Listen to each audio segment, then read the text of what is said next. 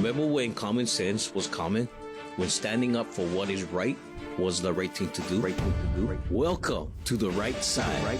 Common sense conversations about Hawaii's political landscape and how it affects you, your ohana, and your community. Join us for the next hour as we cut through the political noise and look at Hawaii from the right side, where public officials and community leaders discuss the policies that affect our future, strategies that move the needle, and highlight leaders that are stepping up to make a difference. Get ready for The Right Side, a common sense conversation. All right. Well, welcome to our 7th show, Malia. Can you believe that?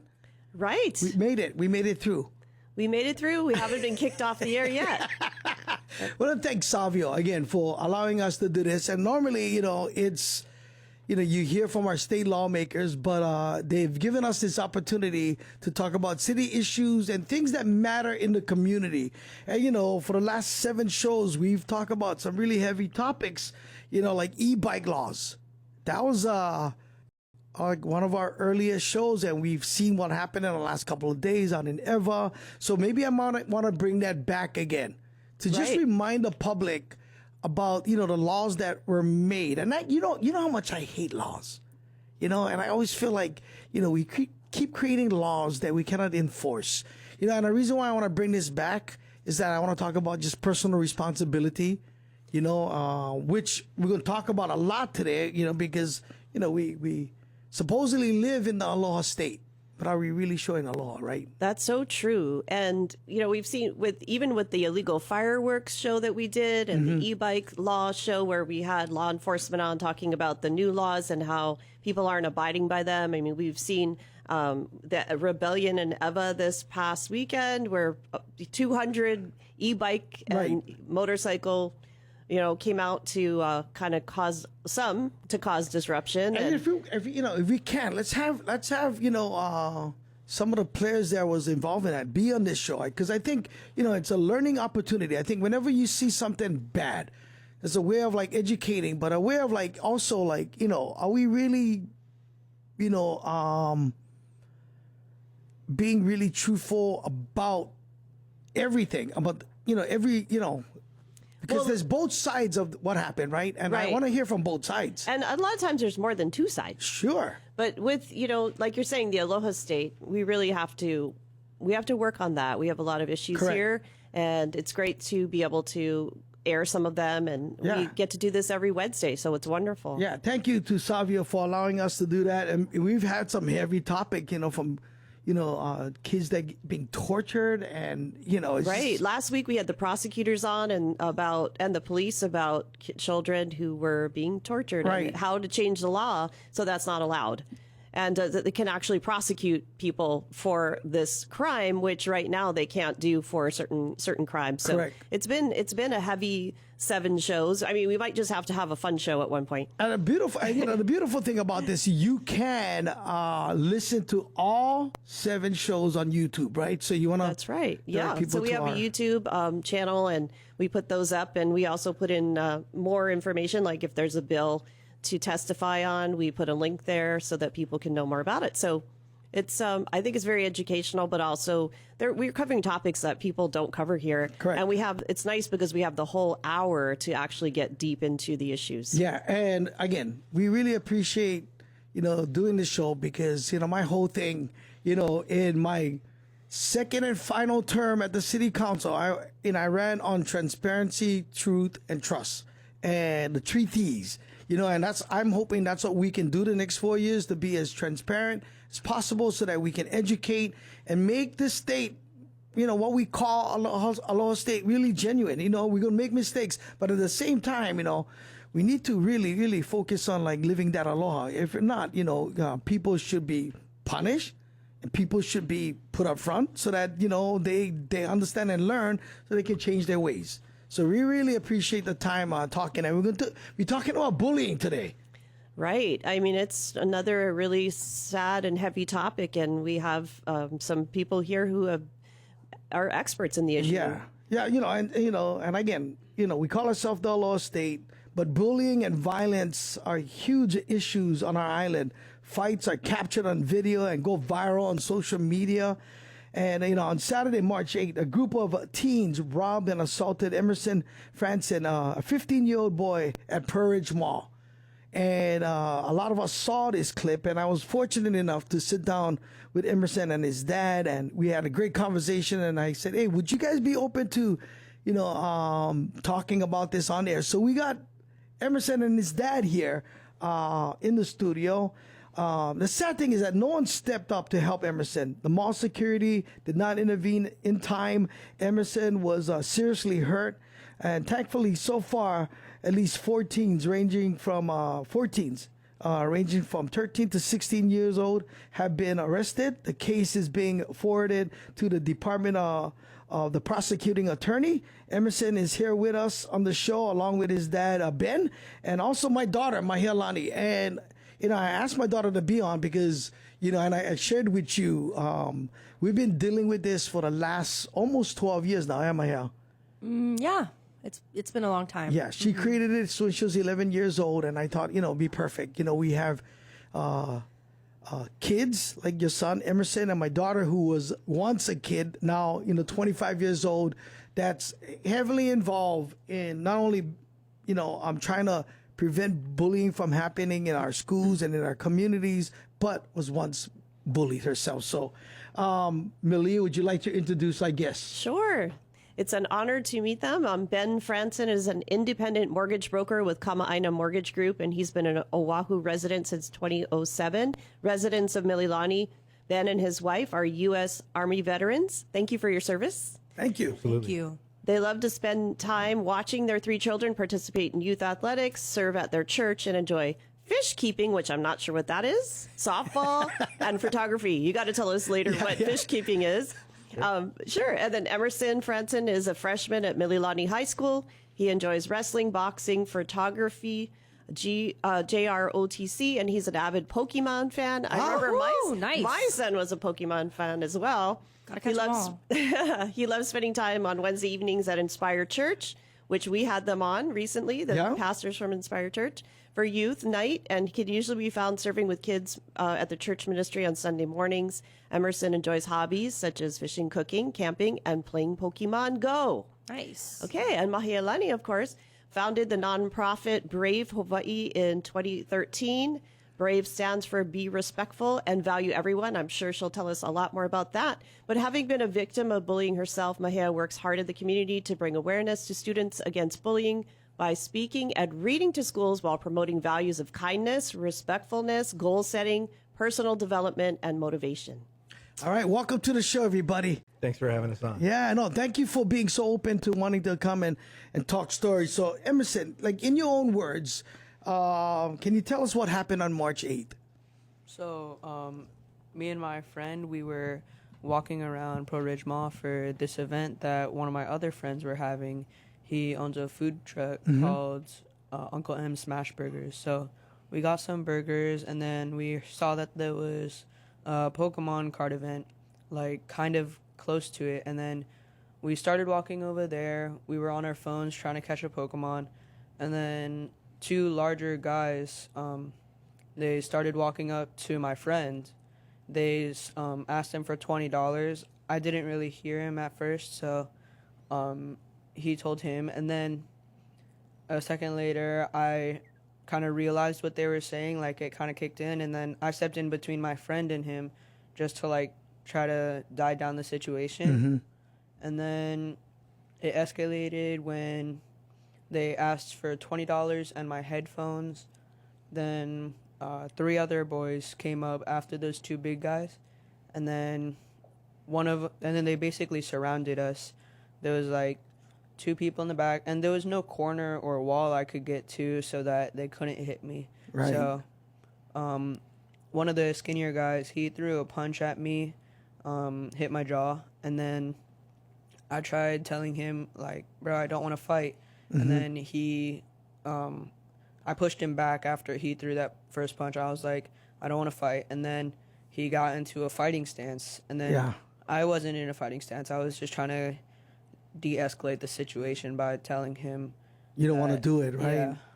And then he threw a second punch. I weaved it, and then I was like, okay, so he's not going to stop. He threw a third punch, and then I grabbed around his neck, and then I took him to the ground and started choking him out. And that's when people were grabbing my bag, trying to rip me off of him. They ripped my bag off of my back, like the straps ripped, and then they started kicking me, throwing their vapes at me, punching, and then at some point they got me to let go because it was painful and I didn't know what to do. So I got off of him. He got up, fixing himself up. He was hurt too. And then what happened was they started kicking me while I was on the ground. And then at one point they stomped on my head into the floor, and then I was knocked unconscious.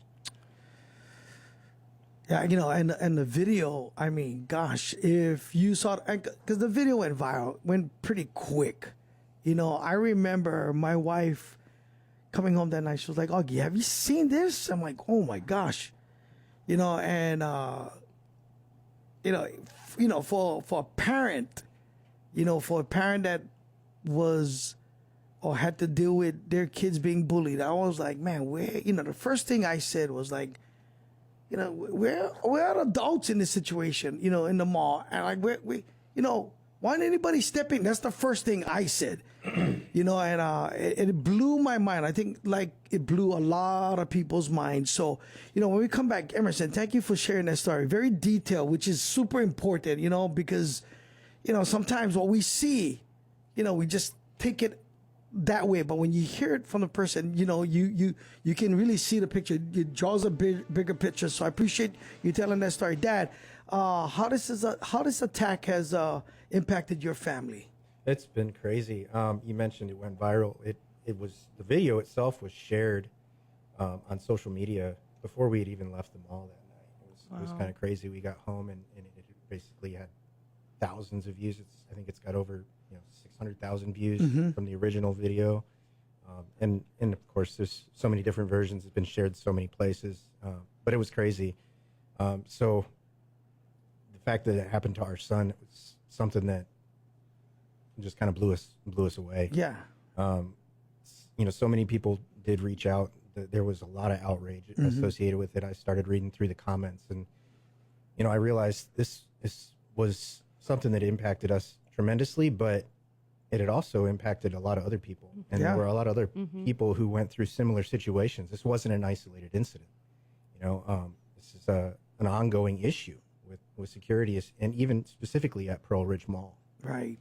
I was curious who was filming it and why they didn't step in. Do you know anything about that? Was that security footage or? No, the video that was originally posted was taken by one of the clerks at one of the jewelry stores in the area. And, we're so glad that she did pull out her phone and record it, because without that video, one, we wouldn't have known right away what had happened. We wouldn't have known the severity of it. We wouldn't have been able to identify the boys who were involved on the scene. And there wasn't anything that she could do from her position. Correct.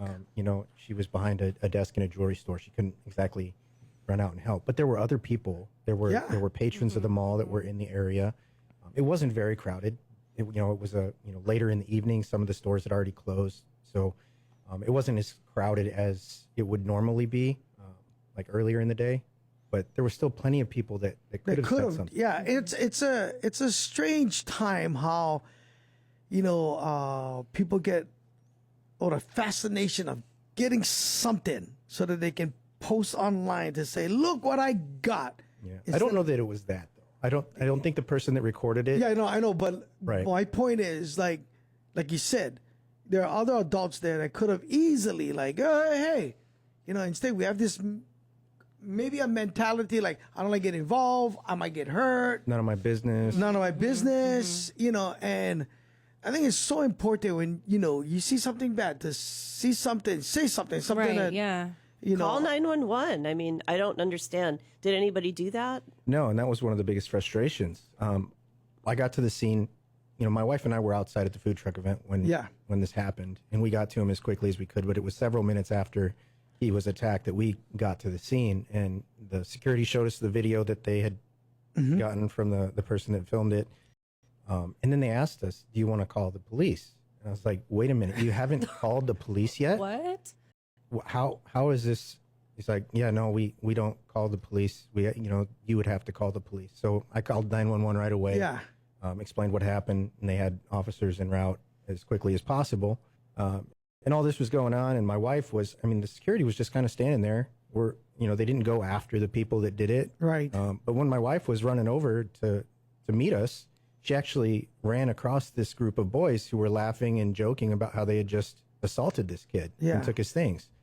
And she went right past him initially, but then went back to them after she'd gotten to Emerson and realized he was okay. He was conscious. He wasn't bleeding out or anything like that. And she confronted him. And, she went on her own. I didn't realize she was even going out there to do that. And then she comes back in a few minutes later explaining that the boys are out there. Right. Why aren't, go out there and Go get detain them. Right. And she started to go back out. I stopped her and said, babe, we got to let the authorities handle this. I'll go with security. You stay here with Emerson. Right. We went out there. Sure enough, 2 of the 5 boys were still sitting down outside the restaurant out there. Like nothing. And then, I was talking to security about it. He's like, we got to wait for the police. Can't really do anything. I can't detain them. My hands are kind of tied here. Like, okay, fine. Well, the police rolled up. As soon as the police rolled up, they took off. And I was like, if you don't go after him, I'm going after him. Right. And so security went and followed him, and eventually police caught up to him. And that's the thing. Like, there's no conscience, or It makes me wonder, like, these kids, they beat up Emerson, and then they just continue to go about their day like nothing happened. It makes me think, how often do kids like this do this so they can have that mentality to just be like, just another day? I think you see that a lot on social media, and there's a good side and a bad side, and and that's why, like, I want to have that conversation again next week, because I think parents gotta be more involved, and I appreciate you doing this and stepping up as a parent. I know when Mahea got bullied, it took some time before she came out, but and my bullying was nothing like what Emerson went through. Right. I was called names. I was called fat. I was called that I wasn't smart, that I wasn't pretty. But, and that hurt me as a child. Mm-hmm. But hearing what Emerson went through, seeing what Emerson went through, it's like, it hurts. It hurts me as someone who's been through that, to know that all this work that we try to do, and yet it's still like this. It's worse than how it was when I was a kid. And I don't know if, the prevalence of social media has a lot to do with it. I think it does, especially with all these radical people out there just doing crazy things, and people are desensitized to that. Yeah. So Absolutely. people think they can go out there and also do crazy radical things and not get punished. Yeah. Right. I think that's the thing, right? We've become a very lawless society, and if there's no punishment or ramifications, you get kids acting the way they did. It doesn't stop. Sitting and there. It doesn't stop. Like almost, I won. And when they were confronted by my wife, they denied it initially, and then right after that, she told them, "We've got you on video." And one of them had the gall to tell my wife, "Oh, did I look good?" Wow. So 4 teens have been arrested so far. The media reported that their case is being referred to the city prosecutor. What has happened since?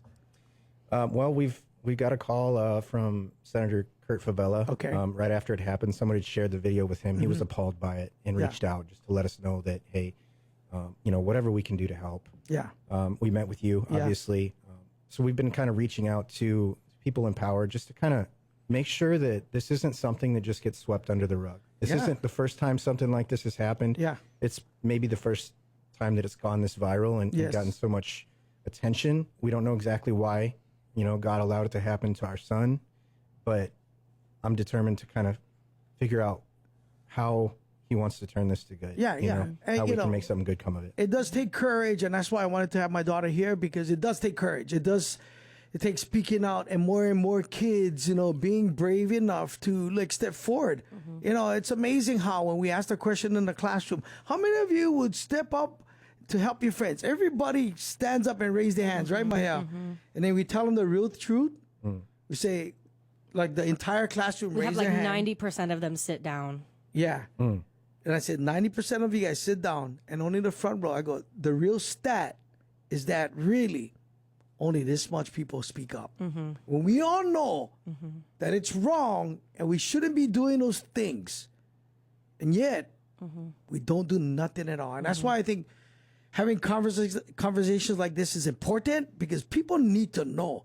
Parents, we need to step up. We need to know, what are 15-year-olds doing? You know, you were with your son in the mall having lunch. He's doing something as innocent as looking at Pokemon, but like 15-year-old vaping. Think about that. Or a 13-year-old. Correct. 13-year-old. So, you know, where have we fallen short in our parenting? You know, what kind of responsibility are we taking?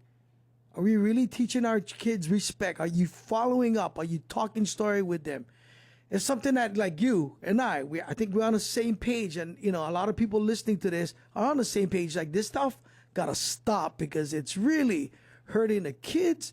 It's, you know, what kind of mentality are we breeding in society when we allow things like that to happen and take 10 years before somebody respond? And discipline is so crucial. And it, you know, and my kids aren't perfect. They make mistakes. Sure. All kids do. We all do, We all do, yes. right?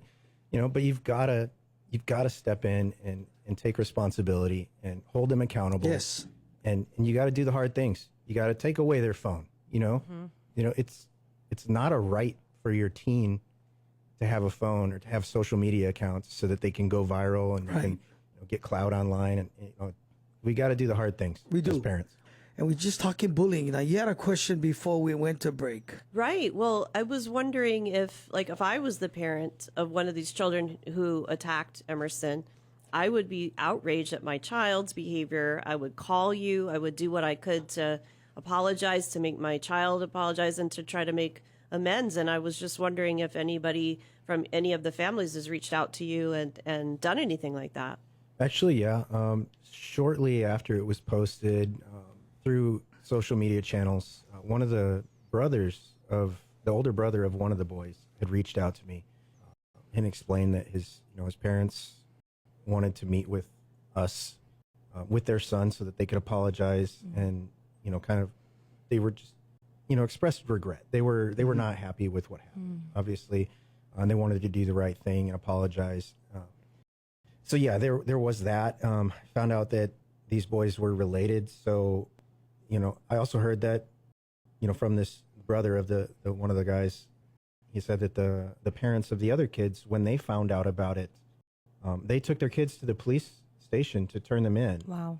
Now, this is where it got kind of a little bit messed up. The HPD couldn't do anything. They couldn't take their statements. They couldn't accept their turning themselves in because of a statute that requires minors to have an attorney present, when, in that situation, which I understand. A little bit surprised that it's not something that the parents can waive. If the parents are there with them, the parents, yeah. Right. they want their kid to be held accountable and they know that their kid did whatever it was, then they should be able to waive that. Sure. So, I don't know, Senator Favela had mentioned, possibly addressing that as well. So, yeah, that's something that can change. And so, yeah, maybe it's something that he can work on. And if our state lawmakers are listening, I do think if the parent acknowledges it, why not allow? Yeah, I feel like that would. I feel like your parent has more authority than a lawyer. If that's if that came from you, if that's your child, yes, you know what I mean. Be like that. Just they're gonna say it. That's my kid. Let me ask you this: do you think there will be accountability? I don't really know. I think, there's been charges for the boys were charged with robbery in the second degree. The fifth boy that was involved, I'm not sure what's going to happen there. He didn't take part in the assault. So there's no, video evidence of him assaulting our son. However, it's pretty clear that he was involved, in conspiracy at the minimum, right? Right. But I don't know. It's going to be up to the prosecuting attorney's office to make a call there. And, you know, as far as accountability at home, I don't know. I hope so. It seemed like the parents were not happy about the situation. The brother did mention that, you know, they were not raised that way and they're influenced by social media and, you know, all that, you know, which I get, you know, as a parent. I know. But what are we doing as parents to stop that stuff? I mean, this incident that happened, it's not the first time that we've seen that kind of activity in the mall. And then not even 2 weeks after it happened, there was another incident where another group of boys stole pairs of shoes off of the feet of, you know, another mall patron, you know, another teenage boy, slapped him verbally and physically assaulted him and stole his shoes. It's like, and they're wearing masks. Was they're that wearing also hoods. caught on camera? No, I'm sure it was caught on the security cameras. Okay, yeah, but it wasn't like filmed by It someone. wasn't filmed. There was a picture posted by a lady that caught the tail end of it when the boys were walking off, and that was posted. And it was a big group of kids, Right. Some younger, some, you know, potentially adult aged. I'm not 100% sure. Some of them were wearing masks, hoods, you know, wearing all black. Yeah. Just gang-like activity going on. Yeah. And That there's mob no mentality again there. Yep, exactly. So how do you think something like this can be prevented in the future? I mean, I would have loved to have Pearlridge Center on this show. Maybe in the future we can talk maybe. But how do you think something like this can be prevented? Well, I mean, the mall has, you know, they boast about their camera security systems and all that. But let's be real, their security is there for the tenants. Yeah. You know, for the store owners to prevent shoplifting and Sure. theft. Yeah. They're not there necessarily. I mean, there's only 2 security guards on duty on that side of the mall when this happened, and that's not enough. You know, there needs to be a police presence. You know, plainclothes, and I believe that they did start implementing that. I gotten a message from a friend of mine who was at the mall the following weekend, mentioned that he saw 2 different times while he was there, patrols, police officers, you know, roaming the mall. So I do think that, you know, that's a good step in the right direction. Yeah. And you also got to keep in mind, you don't want to necessarily infringe on the rights of the law-abiding kids Sure. that are just there to have fun and enjoy time with their friends. Yeah. You know, it shouldn't be an issue to have a group of, you know, teenagers go to the mall together Right. That's the thing without their that parents. we did growing Oh, up. yeah, Right. I used to do that. Right, like just go hang out in the mall. But like, man, when you acting reckless, you know, and you purposely going there to make trouble, you know, again, Yeah. you know, where do we step in? Yeah. Exactly. As And I mean, if parents. you see kids with masks on and hoodies, I would call security right away. I mean, it just seems like common sense. The Like security should go suspicious down activity. Right. right? I wonder if there's any kind of system in there. You remember how University of Hawaii started implementing those buttons that you could push, those towers that they had? Or like those because- emergency buttons. Yeah, because they had those attacks on people, women back in the day, not too long ago actually. But they had those towers, and you could call or you could hit the button. I wonder if they have anything like that at the mall. They should. Yeah, that would be a Don't. great idea. Like an alarm button or something. Well, I think when it comes to safety, I think, you know, we should do whatever we can do to make sure that, you know, because as parents, you know, we want our children to have fun, and we, you know, we grew up walking in the malls thinking, you know, nothing can happen, you know, and I will admit sometimes, you know, depending on who you hang around with too, you know, but again, I talked about this even with what happened in the incident with all the bikes. Like you know, we wrote something out, Malia, where I talked about, like, you know, when I was young, I had friends that wasn't always following the law, but I thought about what can happen if I get caught. I wasn't worried too much. I was like worried Right. about like going home. Right. If I got caught from my dad, and when he found out that I was hanging out with these guys, you know, these guys are my friends. I thought, man, I was like, wait for just hang out with my friends. But like, I thought about like, ooh, if I get caught, Yeah.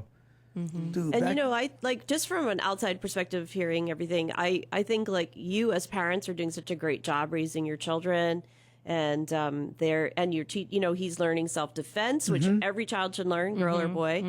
You have all those things set up. You know, you have your church, you have faith, you have all these things that are so important, and values, teaching values, and you know, that's really what every parent should be doing. So let me ask. I don't know if Emerson, you wanna jump in on Mahel. What is your message to teens? What is your message to the kids your age? What is your message to the kids?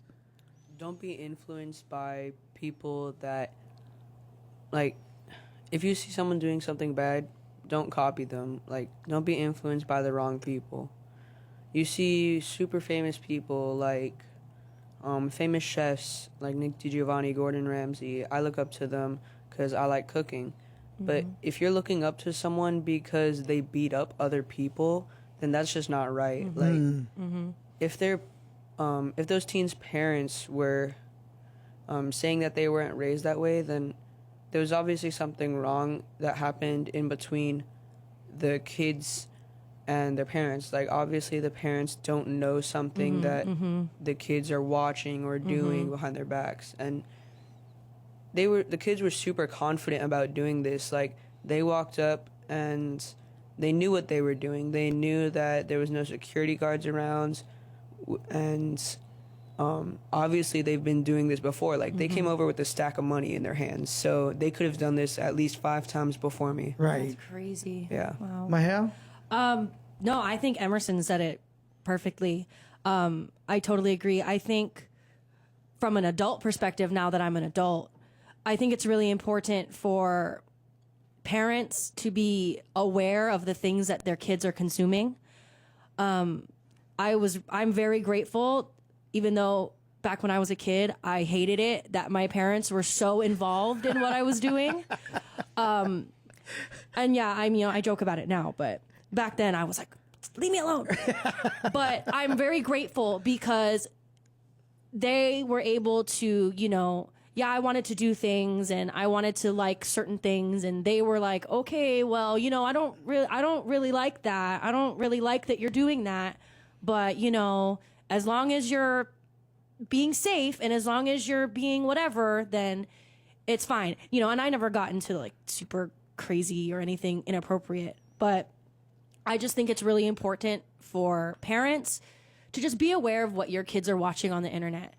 Be aware of the people that they follow online. I mean, you don't have to breathe down their neck, but just check in with them, be like, hey, what are the kind of things that you're watching? Who are the people that you look up to? And then do a little bit of research.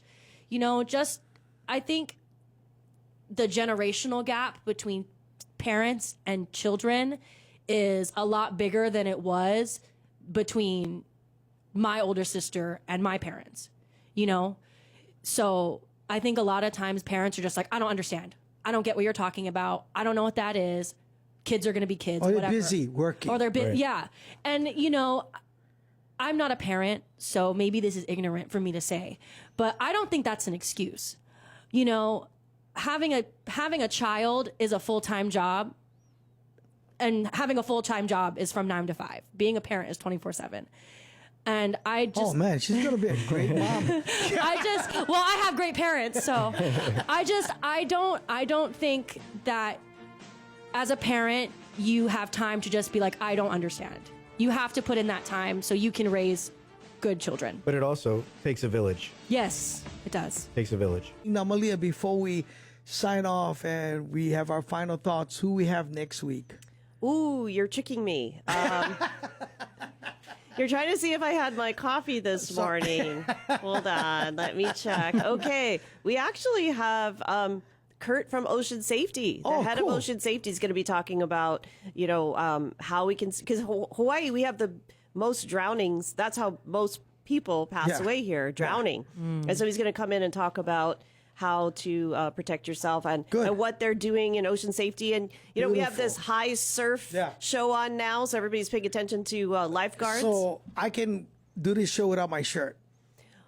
Oh, look, the whole room, including my wife, looked at me like, really? Emerson, I would look pretty cool, right, dude? In front of lifeguards. What do you think? You can say no comment. Just watch Aloha Surf Hotel if you want kind of a sneak peek of that. You guys want to laugh? I star in a movie called Aloha Surf Hotel. It's free right now on Amazon Prime, and And he's a surf instructor. He looks a lot better now than he did then. An overweight surf instructor, right? Yes, a very, very I've old. seen those in Waikiki. That's a real thing. He's a very goofy. Yes. He plays a great If you role. like laugh, if you like laugh. It's a funny movie. It's funny. So yes, he will be here, and no, you have to wear your shirt. Right. Okay. Thank you in advance. Emerson, Mahia, I really appreciate you guys coming on and sharing your story. Thank you for and having me. I hope a lot of us and a lot of people listening will really, take heed and really try our best to implement or talk to our children or get, your lawmakers to start talking about it. Like, that's the reason why they're there. You know what I mean? Yeah. It shouldn't be just one parent. Like, we all should be concerned. So we can, we can find ways to push our lawmakers, push the malls, places where your kids, hang out at. They're can you be aware that, we live in different times and kids are doing different things. And, we want to make sure that our children are safe and the people that they serve are safe, And Ben said, it takes a village, right? Yes. So Ben, what do you mean by that? Well, it's not a parent's. I mean, it's a parent's responsibility to raise their kids, but they don't have to do it alone. Mm-hmm. There are resources out there, and if I could just say, I want to thank not only the people that know us, our friends and family, church community, but strangers who don't know us, who reached out to help. MMA fighters reaching out to offer free lessons, self-defense lessons to Emerson. Just really just kind-hearted people, people from the Pokemon community coming together to gift Emerson awesome. Pokemon cards. That is so and, awesome. And just show him that, hey, we got you, man. We support you. We got your back. That is the amount of aloha that people have shown as a result of this has just been overwhelming. And it's I wanted to say thank you to everybody who did that. Awesome. And then also, our church really stepped up in a big way. They got us connected to Dr. Jason Kiefer at Brain Health Hawaii to make sure that Emerson's concussion is treated, by the best, in the business. Make sure that there's no long-lasting effects from the brain trauma that he endured. And in our church, Inspire Church, they're covering the bill for that. Oh, awesome. That's Because awesome. our insurance doesn't cover it. It's amazing. That's huge. But they've helped in ways that, it's hard to even describe, but every Wednesday night they have youth night at the church. Yeah. They have, for junior high and high school age students. Emerson goes every week. He looks forward to it every week. He wants to get there right when it starts so that he has maximum time with his friends. It's a place that you can take your kids and drop them off and know that they're in good hands. They've got security there. Yeah. They've got HPD officers, on special duty serving, and then they've got adults that are, out of monitoring. They do praise and worship. Yeah. They do a sermon, but it's something that they really enjoy. The kids go and they have fun, and it's a safe environment, safe place to send your kids. So inspirechurch.com? InspireChurch.tv, I believe. Okay, inspirechurch.tv, Mahia. You want to share about the foundation? If you haven't heard about it, we've been doing it for 12 years. It's called Be Respectful and Value Everyone, B.R.A.V.E. And you can find out more information on bravehawaii.org. Okay, Emerson, your last thoughts? About Inspired Church, any parent or teen, if you have a child and is in high school or even junior high, they have the same thing for junior hires. I would recommend anyone to go on Wednesdays. It's really awesome. They offer free food. Hey, that's important for kids and for teens. That's like the main thing. That's a way to a lot of people's hearts right there. Yeah. Food's going to be there? Yeah. Yes. And if I could, just one thing you mentioned earlier is, the lawmakers and stuff that have to kind of get involved here. I understand that there has to be a balance between rehabilitation and incarceration when it comes to, Sure. these youth offenders especially. And we also have to be careful with rights getting infringed on. You mentioned it earlier, tired of making new laws, right? Criminals don't really care about the laws. Yeah. We got to be able to enforce the laws. Sure. But when something like this happens, there's a breakdown, Sure. and we've got to figure out how to prevent it from happening to keep everybody safe. Yeah, people, Absolutely. you know, could continue to do bad things if we don't do anything about things that they're doing. Right. You know, they're going to continue to steal and be lawlessness. They're going to continue to break laws, and we got to do a better job. People, we live in an aloha state. You know, it's time for us to really live aloha. You know, and that's protecting every single one of us. Thank you guys so much for hanging out with us today. Thanks for having us. Thank you, Emerson. Thank you, Mahia. Thank you, Malia. We talk ocean safety next week. Chaz, my producer, get ready, bro. No shirt next week. Please keep your shirt on. Gosh. Please keep it on. Have a great day, everybody.